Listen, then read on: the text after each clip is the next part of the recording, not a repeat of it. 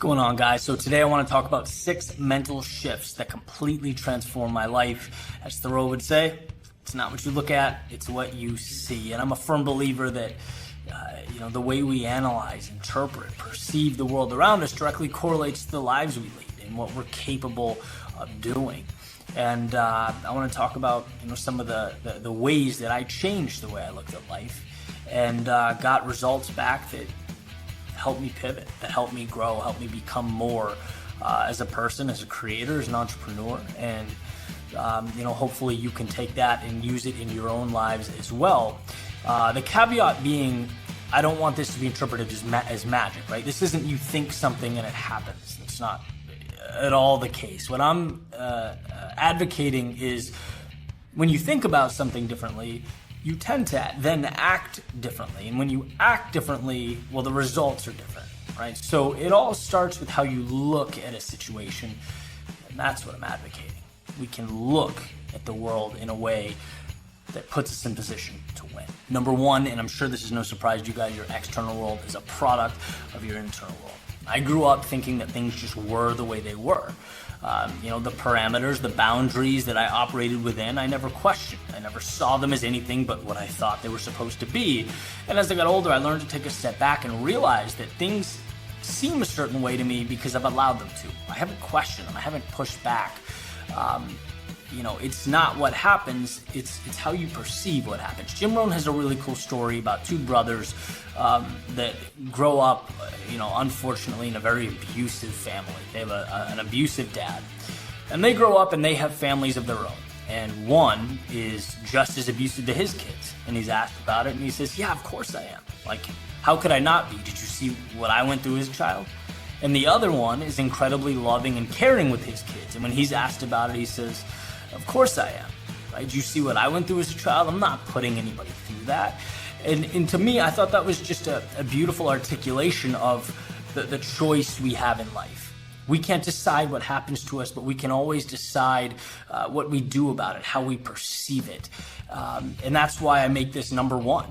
It's kind of the gateway into a happier, healthier existence. Number 2 is that you are the captain of your ship. And this is important because a lot of people feel confined to their past, right? I like to say the wake of the boat does not drive the boat. Where you've been does not control where you go next. And sure, it's a part of you, and it's important to have gotten you to this moment, but it's not the future. And you're always free to make a change or do something new or go somewhere you haven't done before. It's amazing the obligation we feel to be who we were yesterday. And there's just no reason for it, right? Edward Norton once said, when I was doing some YouTube surfing, I found a pretty cool clip where he's talking about the importance of the shoes an actor wears. They become the most important part of the costume, the character, because everything starts from the ground up. And I like to think every morning when we open the closet, we have an opportunity to put on a new pair of shoes, to be a new character, to try something new, to jump into a world that we want to jump into. There's no reason to be fearful or hold ourselves back because of yesterday. Number 3 is joining the irrational few, as I like to call it, being different, embracing your unique sense of self. As Robert Frost said, 2 roads diverged in a wood. I took the one least traveled by, and that made all the difference. And, I think that's the perfect metaphor for life. Everyone's going one way and we innately want to go that way.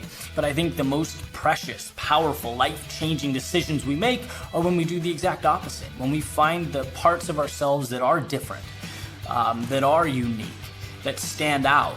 And instead of running from those, when we immerse ourselves in those things, man, we add value to ourselves and the world in a way that never would have happened if we didn't find that courage. And so that's what, that shift has helped me understand, right? It's like the guitarist in his room practicing for 15 hours a day.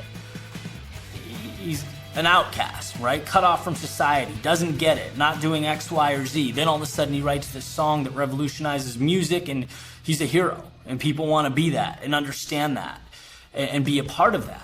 Why? Because he went through the trials and the tribulations associated with taking that path or road least traveled by. I'd advocate that for anyone. Explore, try things. Test life. That's what it's there for. Number 4 is dance before the music plays. And this one's near and dear to my heart, right? Because you do the first 3. You understand the power of your world within. You become the captain of your ship. You join the irrational few, but it's like, now what, right? The real world is a tough place. And you realize that, you're on this journey and you have to will your results into existence. You have to dance before you hear the music, because here's the reality. And we all learn this at one point or another. No one walks up to you on the street and puts their arm around you and says, hey kid, that dream you have, keep going. That's going to happen. I believe that. That's just not the reality. People only believe what they see, and they won't see it until you create it. Right? And so it's bridging that gap between your idea and the manifestation of that idea. You have to hear the song when no one else does. You have to believe it. And if you do that, it helps understand that there will be lows and there will be highs. That's part of life.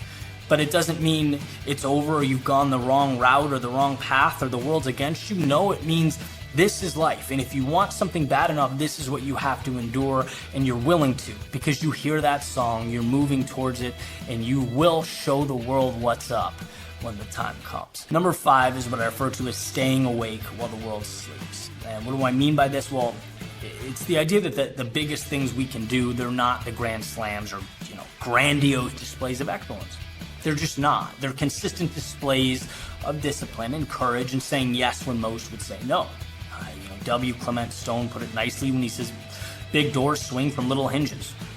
And so it's not looking at the little things as nuance or unimportant noise. No, the little things are everything. Separating your time. I remember Kobe talking about, a certain amount of hours he gets up and shoots every day when most people don't.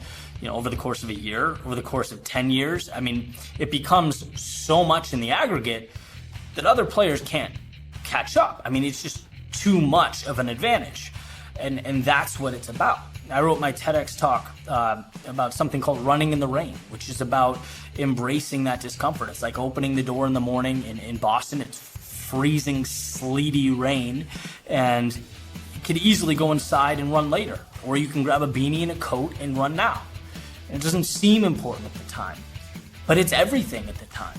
Because when you learn to say yes to those little discomforts, it moves beyond that run. It goes into every aspect of your life, and it's like you see yourself as someone who embraces adversity, someone who capitalizes on those little advantages. And over years, man, they're not little. They become big. They become important. So, run in the rain. And number 6, see life as a game. It's just not as serious as we make it out to be. This is something, by the way, that's not easy to follow through with or understand. I tell myself this every single day of my life. But when I'm cognizant of this, I'm happier and I'm more productive. I do believe wholeheartedly that this is the key to happiness, to impact, to everything worth having, is understanding that life is not a checklist. It's not a standardized test. It is a game. I was sitting down, this is a life-changing experience, I've written about it before on this channel, with some very successful, wealthy people at this table in Los Angeles that, most of them came from nothing. And I'm sitting there, soaking it all in as the YouTuber at the end of the table, and it's like the commonality between all of them was that it's like, what can I do? What can I make? Oh, I failed here. What did I learn? What can I do tomorrow? What would be fun? What does the world need? They're not operating from a place of fear. And again, these people weren't born millionaires. This mindset created the world that they have today. One of them was an immigrant from Iran, came here with nothing. It's like, you see the importance. One of my good friends, Zach, as a kid that walks around his living room and just pokes things, picks things up, sometimes breaks them, changes them, moves them around, uses them to make forts, tents, does all these things. But it's like, that is life. That's what life should be. We should be walking around exploring, testing, trying things, growing, not worried about protecting and maintaining the little universe we have, but giving everything to expanding that universe and just seeing what we can make. I'm convinced that's where the magic is, and that's why it's number 6. Life is a game. So hey, I hope this helps you see something maybe a little bit differently, and most importantly, act on that perception. Never forget, you're always one decision away from a totally different life, and that could start right now. Talk to you guys later.